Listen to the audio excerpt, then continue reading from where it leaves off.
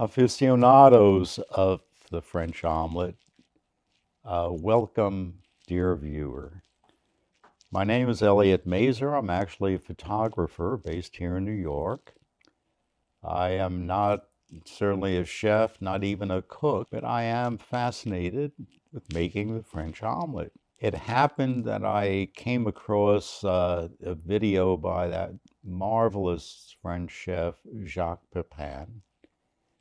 And this incredible Maurice Chevalier of the culinary arts revealed that the perfect French omelet is golden yellow on the outside and firm, no scorch marks, and on the inside creamy, liquidy, what he calls bavous. Now, that word describes the drool of animals, but I guess that's Gallic humor for you. Well, I tried a few times, and by accident, I came across the perfect French omelet. And what an unexpected experience. When I tasted that first bite, what an epiphany.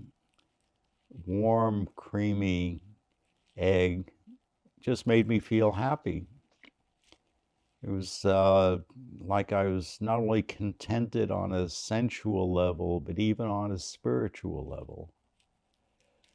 Now, the British writer C.S. Lewis wrote a wonderful book called Surprised by Joy, which has emotional overtones in that he says God's grace gives us gifts in life, uh, unexpected and even undeserved at times. And the results are deep joy and gratitude.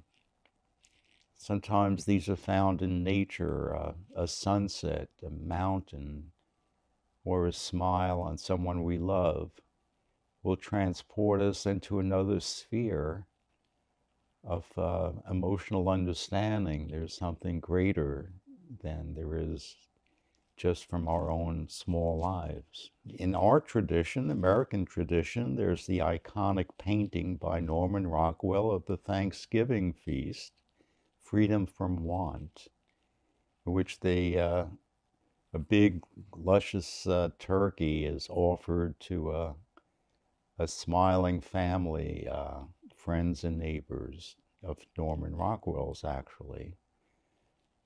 And here, so-called the backbiting, the quarrels of usual days are melted away, and this good food has transformed this group of people into a community, and taking communion is a way to describe it. Another memory I have is my sister's preparing of the Sabbath meal on Friday night. She has a large, rambunctious, and hungry family, and the way they usher in this holy night is by blessings on wine and challah bread. The last reference I'll make is this marvelous movie, The Seventh Seal by Ingmar Bergman, the Swedish director. A medieval knight wanders the land tortured in a search for God. He wants experience, not just belief. He wants God to stretch his hand out to him, to talk to him face to face. And yet he encounters only silence. His unexpected revelation comes when he's offered simple wild strawberries and milk by a beautiful young family with a divinely playful and beautiful young child playing in the grass.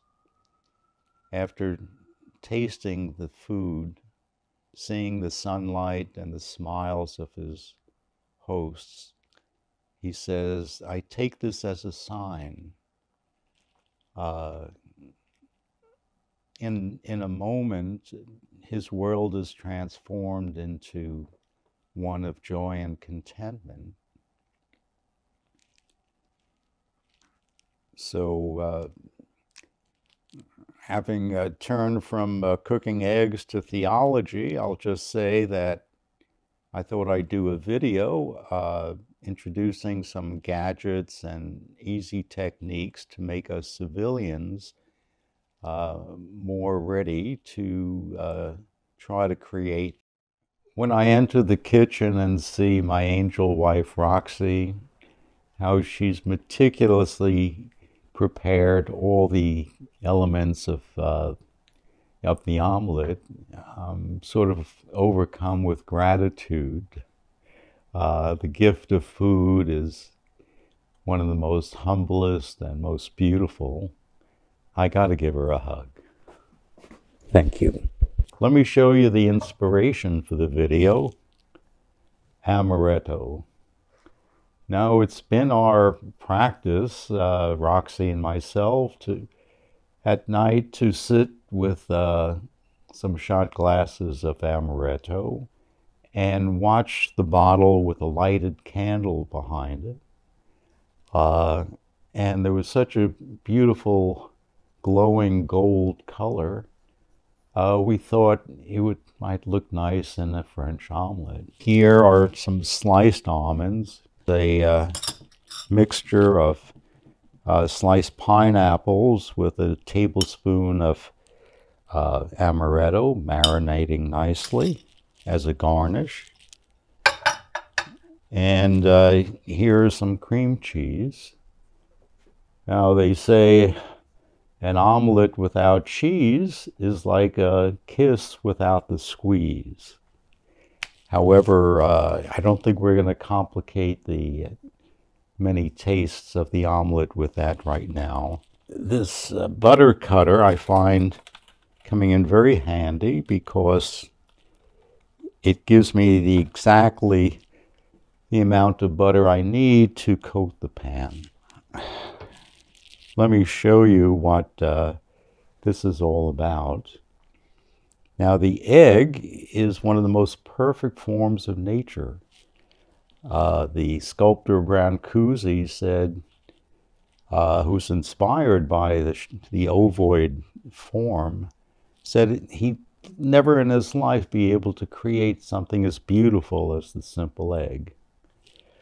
The Easter egg is a symbol of the resurrection. It's a very strong form because all the forces are distributed evenly throughout the egg, just as in the Roman arch. And yet it's fragile enough for the chick to peck its way through. The white of the egg is used for vaccines against dreadful diseases like smallpox or influenza. So our first challenge will be cracking the egg without getting any of the fragments into the egg. Here we have the egg clacker. As the great Jacque Pepin says, we do not want to get some of the egg fragments into the egg because, after all, the egg did pass through the cloaca of the hen, and we'd rather not have any of that contamination in our beautiful omelet. So all you do is, crack it open.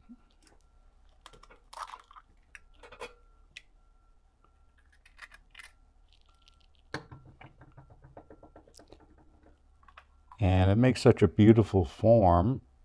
You could put seedlings in here, plant it in your garden. The calcium makes excellent fertilizer. Respect the egg.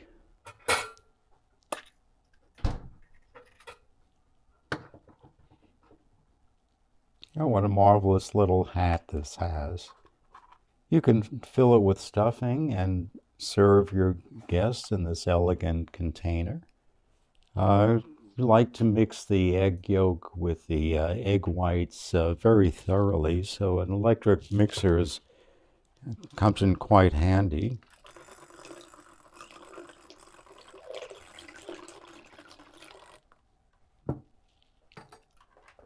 Okay, we see here the spiral bands that actually hold the yolk in the center, one on top and one on the bottom.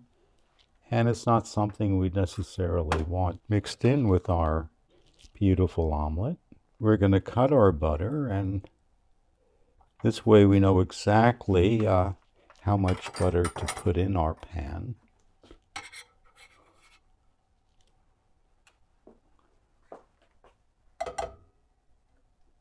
And we just want to coat our pan with the egg, so with the butter, so that we don't burn the bottom of the egg. We don't have to make it sizzle or anything. We just want to protect the bottom of our omelet. Paint it with that butter, making sure the walls of the pan are also covered. You know, when we get that mirrory surface, we know we're going to have good results.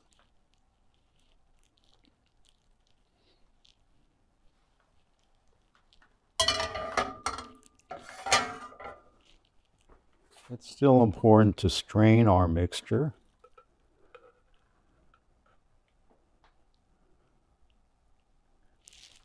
Now, my philosophy is let it rest in peace. Let the transformation happen naturally.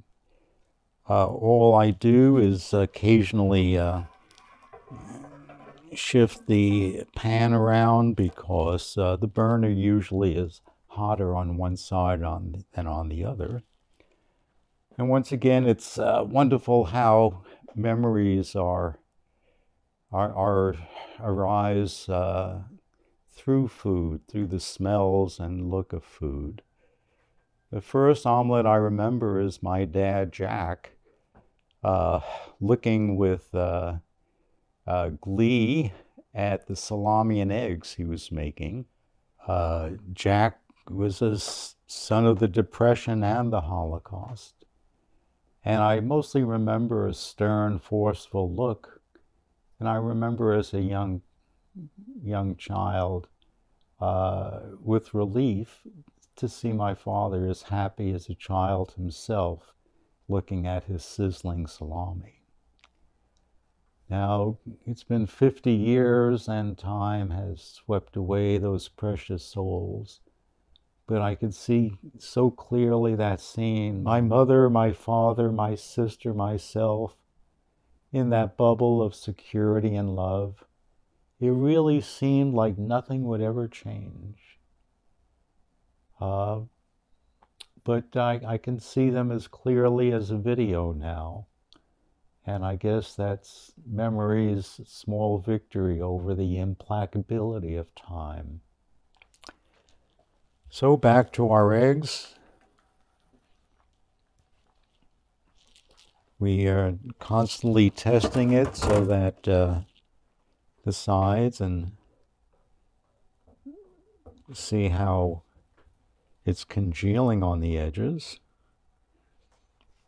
Like I say, with a small flame, you have the maximum control, because sometimes the omelet will get away from you and become too hard.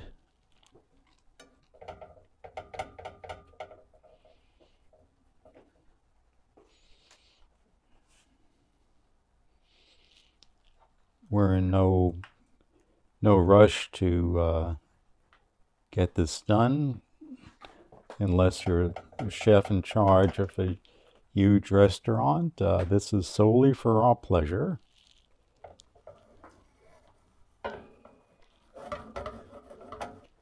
Well, now's the time to sprinkle in some of this divine mixture. Oops. Mix it up. Oops.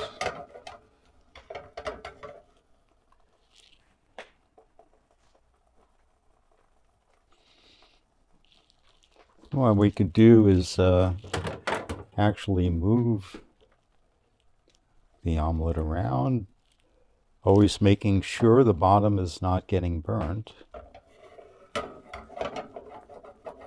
We're getting very close.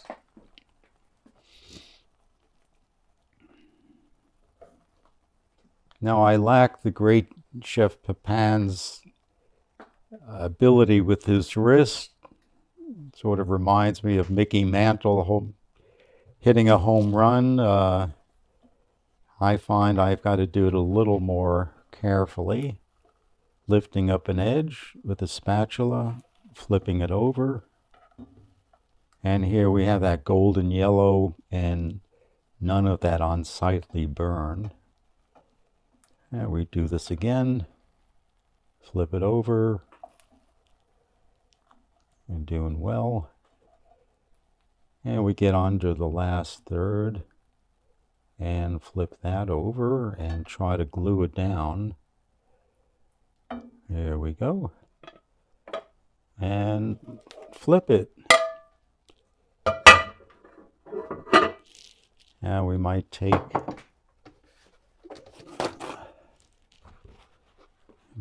a paper towel, mold the edges a bit, some Himalayan pink salt, and some peppercorns ground in a pepper grinder. French waiters to this day call the gigantic pepper grinders ruberosas, after the famous Dominican playboy and womanizer who bedded the most beautiful women in the world. Now, as to why the giant pepper grinders are called ruberosas, we need not explain here. Once again, our perfect omelet. What's that I hear? The money shot. The money shot. Well, of course, dear viewers, you deserve the money shot. Here as we cut it open.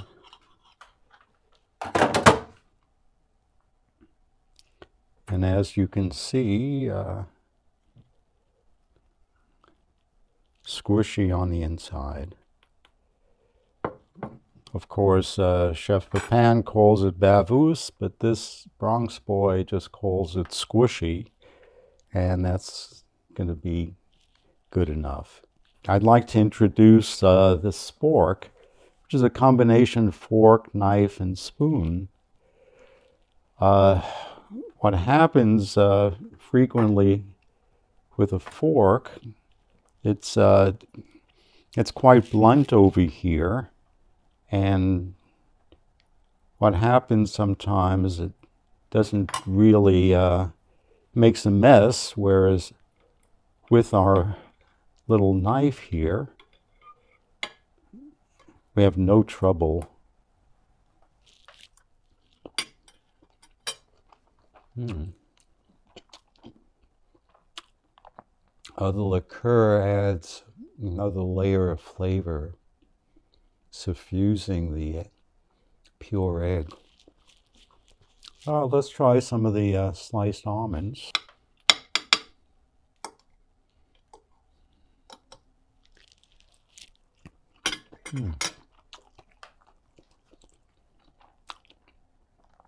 Once again, a little texture. I love almonds. I love almond covered ice cream. Very, very good. Now, last but not least, what perfume. And pineapples. Just spread some garnish on.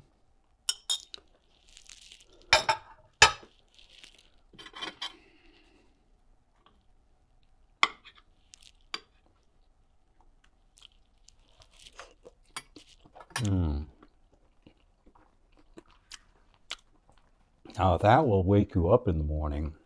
Experiment instead of the pineapple.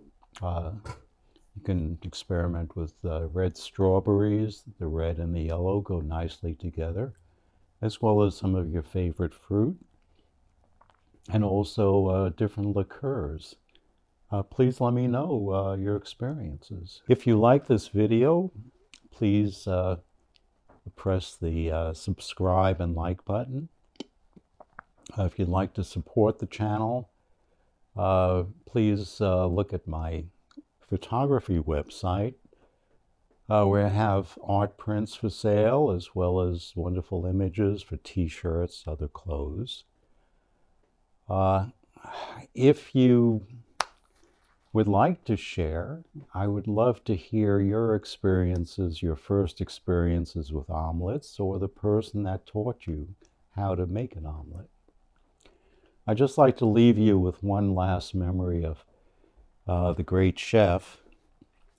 At the end of his video, he puts some of his omelet in a plate and says, "This I'm going to take up to my wife, Gloria. I know she likes it." What love. I wish you best of luck in your search for the perfect French omelet. Bye-bye.